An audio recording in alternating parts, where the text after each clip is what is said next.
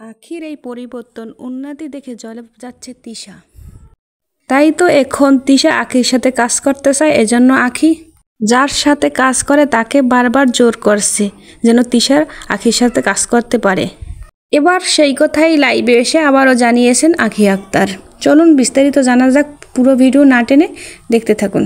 তিশাকে দিয়েও কাজ করাবে, আমাকে দিয়েও কাজ করাবে। আমাকে বলতেছে যে তিশা আপু নাকি তাকে নক করছে, তো ওই জন্য নাকি বলতেছে আমি দুজনকে দিয়ে কাজ করবো। তখন আমি সেখানে 2000 টাকা নিয়ে সারতেছে।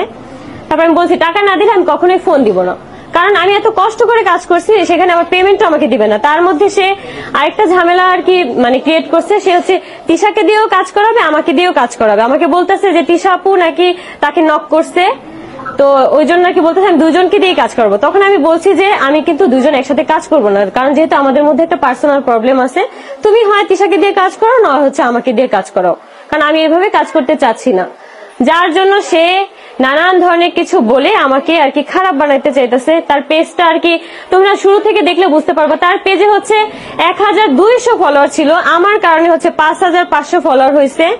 এখন সে বলতেছে যে আমি নাকি ফোনের জন্য ইয়ে করছে, একটা চোরাই ফোন সে আমার কাছে বিক্রি করার জন্য পাগল হয়ে গেছে রীতিমতো।